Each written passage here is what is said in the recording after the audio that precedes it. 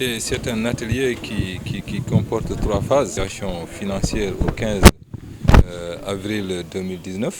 Bien sûr, donc on l'a rappelé, ce qui a été fait en 2019 avec un niveau de mobilisation particulièrement remarquable, donc de plus de 555 milliards donc en une année en plus, donc un glissement annuel comparé à l'année 2018, effectivement, avec un niveau d'exécution très satisfaisant. Donc l'année 2019, malgré donc la tenue de l'élection qui nous avait valu un niveau de mobilisation de recettes particulièrement faible en début d'année, je veux parler du premier trimestre de l'année 2019, effectivement, nous avons pu clôturer l'année quand même avec des performances importantes. S'agissant de l'année 2020, effectivement, nous étions partis sur un trend aussi remarquable à l'image de ce qui s'était passé justement donc, dans le cadre de l'exécution du premier plan d'action prioritaire 2014-2018 avec des niveaux de croissance qui dépassaient les 6% en moyenne. 2020 était parti sur le même trend.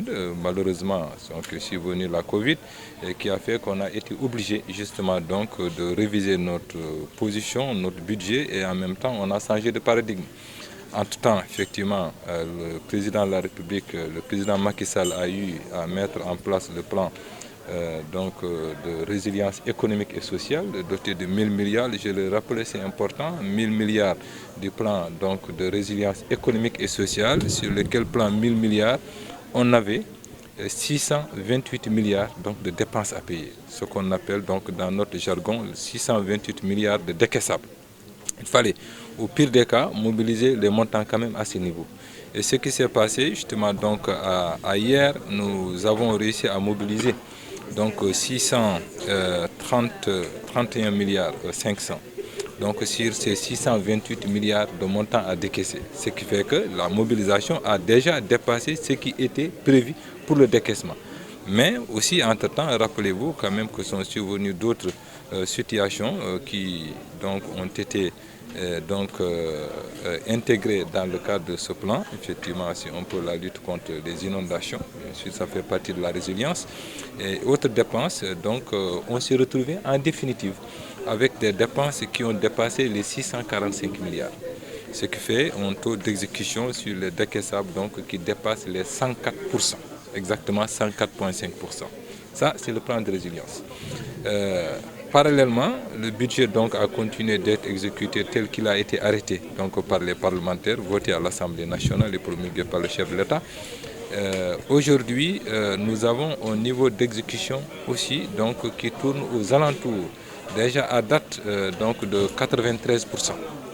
Bien sûr, on a encore quelques semaines avant les clôtures budgétaires parce que je rappelle que nous fermons quand même les dépenses budgétaires. Je veux parler des engagements au 30 novembre. Bien sûr, on a un mois pour compiler toutes ces dépenses et procéder à leur paiement dans le courant de l'année 2020. Ce qui fait que, effectivement, aujourd'hui, nous dépensons les 90% d'exécution, 93 exactement. Et nous pensons qu'effectivement, dans ces quelques semaines qui nous restent, nous serons, au pire des cas, aussi à ce niveau, disons quand même de 99-84 de l'année 2019. Et d'ailleurs, je m'engage avec mes collaborateurs à peut-être encore performer davantage. 87, je ne dirais pas qu'on sera à 100%, mais on devrait peut-être être aux alentours de 99, à peu près 90 ou 93. En tout cas, c'est l'objectif qu'on s'est fixé. Maintenant, s'agissant de l'année 2021, on a le plan de résilience économique, il y a aussi le programme d'action prioritaire. Bon, dans un premier temps, il s'était agi à la limite d'un plan de relance, mais en vérité, le Sénégal est assis sur un plan particulièrement solide et important, projeté à l'horizon 2035, c'est le plan Sénégal émergent. Ce plan, il est invariable, il ne bouge pas. Bon, il reste maintenant, à chaque fois qu'il y a des situations nouvelles, bien sûr, c'est un plan qui va connaître quelques ajustements.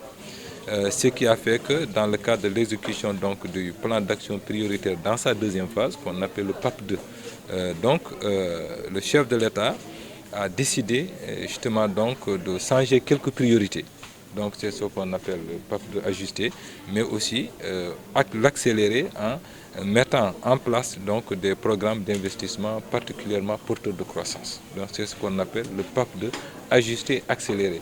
Ajusté parce que il faudra revoir les priorités, mais il faudra aussi l'accélérer simplement dans le cadre donc, des investissements massifs pour ces 3 années qui nous restent, disons, du deuxième plan d'action prioritaire, parce que c'est un plan qui avait commencé donc, en 2019.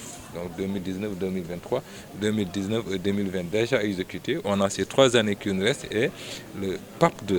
Donc ajusté, accéléré, justement donc concerne ces 3 années pour lesquelles effectivement donc on a quand même un certain nombre de priorités aujourd'hui arrêtées par le président de la République. Mais somme toute, il nous faut aller vers une autosuffisance donc dans le cadre donc, de notre recherche d'autosuffisance alimentaire, il nous faut aller vers une industrialisation, il faut continuer à être dans les infrastructures, que ce soit les infrastructures, disons, de mobilité simplement. Je veux parler des autoroutes, des routes et puis en même temps le TER qui devra continuer dans sa deuxième phase de Diamniadio à AIBD, mais aussi il nous faut aller aussi dans les infrastructures justement donc d'énergie. Parce que aussi, rappelons-le, le Sénégal espère en tout cas connaître la première année d'exploitation du gaz à partir de 2023. Ce qui fait qu'il nous faut quand même avoir un plateau sur lequel le Sénégal est suffisamment prêt pour justement donc absorber cette nouvelle activité particulièrement porteuse.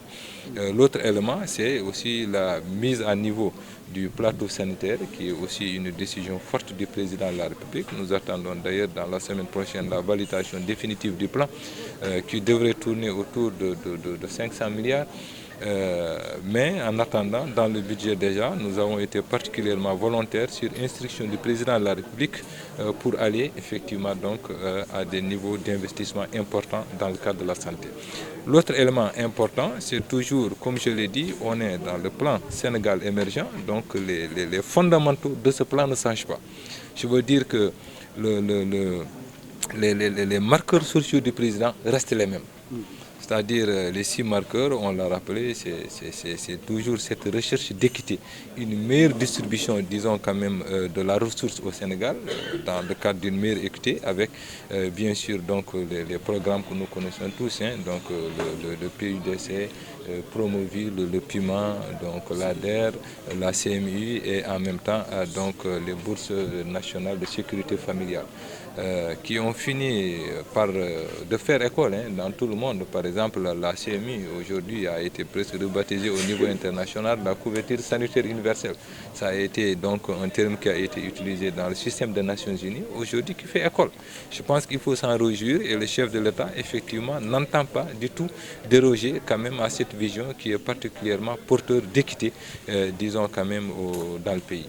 Donc, ce qui fait qu'au total, en 2021, on a un budget donc, qui est globalement arrêté à 4 598 milliards 150 millions de francs CFA exactement, avec un déficit projeté de 5% et un taux de croissance attendu à 5,2 donc de croissance. Bien sûr, on va continuer donc à faire les efforts. 2022, nous attendons une croissance à peu près qui tournera autour de 8, à peu près 9%, et en 2023 exactement, on sera donc au-delà de 13%. Ce qui fait qu'effectivement, donc, on a quand même, disons, des budgets ambitieux, mais nous pensons pouvoir effectivement donc, tenir les promesses, en tout cas dans ce cadre-là.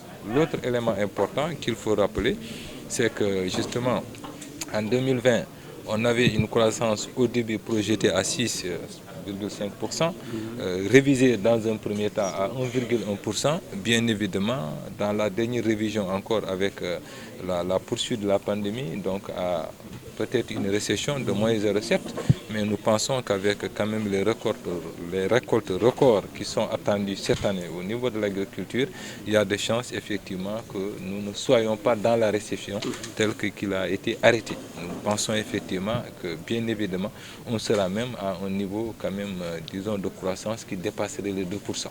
Mais pour le moment, les chiffres ne sont pas définitivement donc apurés. On attend donc de les recevoir au niveau de l'agriculture. Si on les a, il y a des chances effectivement que le Sénégal Sénégal fasse l'exception, en tout cas à l'image de 2-3 pays en Afrique, le Rwanda et le Bénin sûrement, donc pour se retrouver quand même à un taux de croissance, disons, qui dépasserait les 2%. Donc je pense que ceci me semble important dans un contexte où la pandémie elle est là, venir échanger avec les parlementaires sur le budget 2021 avec comme quand même trame expliquer un peu les problèmes parce que beaucoup de gens se disent même comment on peut avoir aujourd'hui avec cette pandémie un budget qui a augmenté, et le ministre avec ses techniciens sont revenus sur ça, parce qu'il faut le dire, aujourd'hui on a un budget avec quand même qui a augmenté de presque un peu moins de 400 milliards, c'est-à-dire le budget de cette année c'est exactement 4 598 milliards, un peu moins de 4 600 milliards. Donc cela me semble important parce que le président de la République, dans ses réformes avec le pape de ajuster, accélérer, le ministre a expliqué un peu pourquoi ajuster et pourquoi accélérer. Et je pense que ceci nous semble important. C'est pourquoi nous, au niveau de l'Assemblée nationale, nous pensons que cet atelier qui a été organisé par le président de la Commission des finances et du contrôle budgétaire est très important pour nous. Parce que ça, vous avez vu qu'on n'a pas eu de coterie. Les députés de l'opposition, de la majorité comme des non-inscrits sont présents pour échanger afin qu'on puisse avoir quand même une session budgétaire qui va être un intérêt particulier dans le sens de l'explication aujourd'hui de ce budget pendant cette pandémie. Donc voilà un peu le sens qu'on donne à cela, et au nom du président de l'Assemblée nationale, je voudrais remercier le ministre des Finances et du Budget ainsi que ses collaborateurs qui ont quand même accepté d'échanger avec les parlementaires sous l'égide de la Commission des Finances et du Contrôle budgétaire pour l'organisation de ce séminaire.